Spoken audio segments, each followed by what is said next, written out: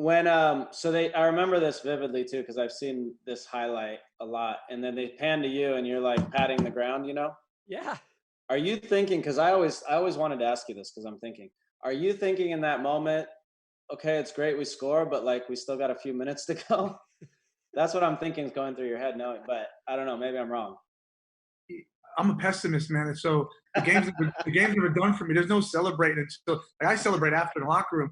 So with how wide open the game was, it was like they're gonna come back down again. Like this is a track meet, so it wasn't like it was done and dusted.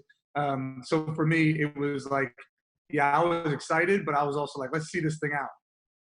So you had no faith in us that we would actually defend for 2 minutes after not defending for 90? Well, I was hoping. I was hoping. I mean, it was an epic story, right? So the fact that the goal goes in, I'm thinking, oh my god, like this is a fairy tale. So let's try and keep this thing together. That's awesome. Tim, when you made that initial save on that header, what did your eyes see, and what was your brain telling you at that immediate moment?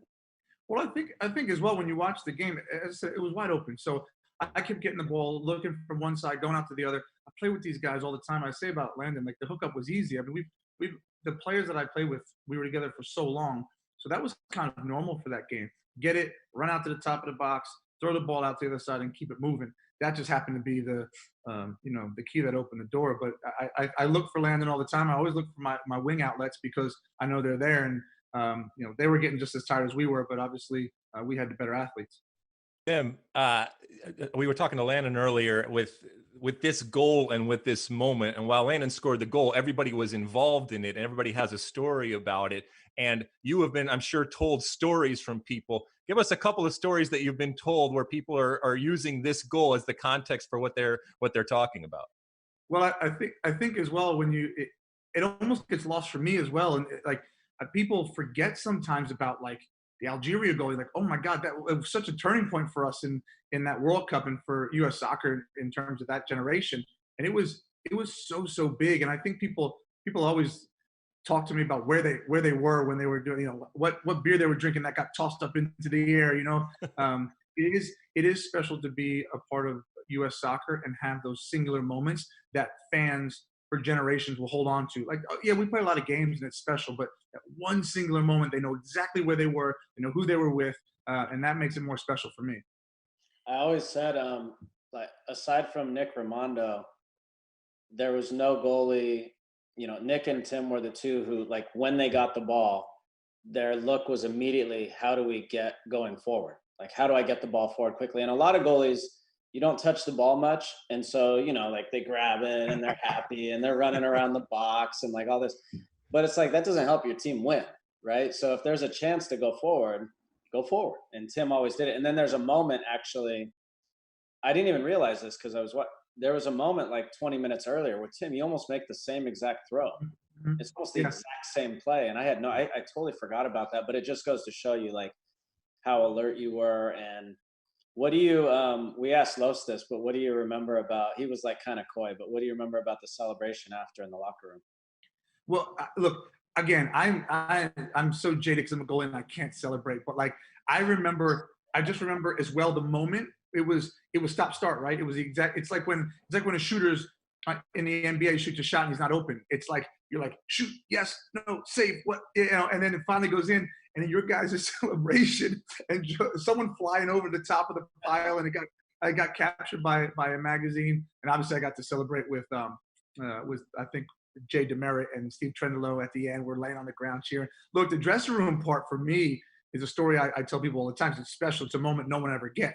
When Los asks for quiet and he has a beer and puts his arm around President Clinton and he says, we have a beer with us. And he looks over his shoulder, takes his jacket off, rolls his sleeves up. Here we are drinking beers with Clinton. And it's like, no one gets that. Like, yeah, you can go to the White House, but you can't go to some dingy locker room in South Africa and drink beers. It was special. It was special.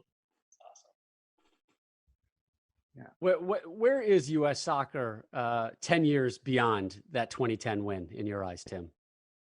It's funny because as I'm watching this, all of my friends are watching it and they're texting me in this group chat, and they said best team you ever played on, and I said it's the most committed. Landon would agree with this. Yeah. It was the most committed group of guys. We had talented players, but I've never been, and I don't think, and I played on some really hardworking teams at Everton that, sometimes that's the only way we made our money was to work hard. And I've never been around a bunch of guys who cared more about the group, who cared more about busting their butt for the next guy. Yeah, we had some talent there, but we won games on sheer determination and outwilling the other team. And it was just such a special group to be a part of. And like I said, that's why that World Cup, to win that group, and there were some talented teams. We made our money that week or 2 weeks or whatever that was.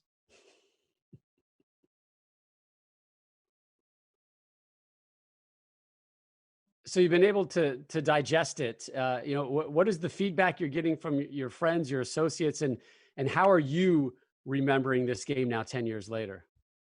Well, one, I can't believe it's been 10 years. Right? You and me both. Yeah. I mean, for you covering it and me, Lex, and Landon playing, and it's just like, where does the time go? Like, it could possibly have been 10 years ago. And so you watch these moments and you remember the throw, and you remember certain chances that we had. And I didn't remember how many good chances we actually had. And it's crazy. But, it's, as I said, we all have special memories. And that's what's great about pulling on that shirt for your national team, whether you do it one time or 100 times. You remember these moments, and it stops and it encapsulates time and the fact that it was 10 years ago, it blows my mind. But it's again, it was a special group to be a part of, and thankful obviously that I'm a part of U.S. soccer history. And I think, to go back to your other question, where is U.S. soccer 10 years on? I think that 2010 team is a shining example of, like, I've always believed, I think tactics are important and the game evolves and everything is important. But for me, it's always been the staple of a U.S. national team has got to be grit. We can be talented and we can have flair and we can play different systems. That's great. But you have to be able to roll your sleeves up and compete. And that's always been our blueprint. For the best soccer content anywhere on the internet, follow Fox Soccer on Twitter, Facebook, Instagram, and YouTube.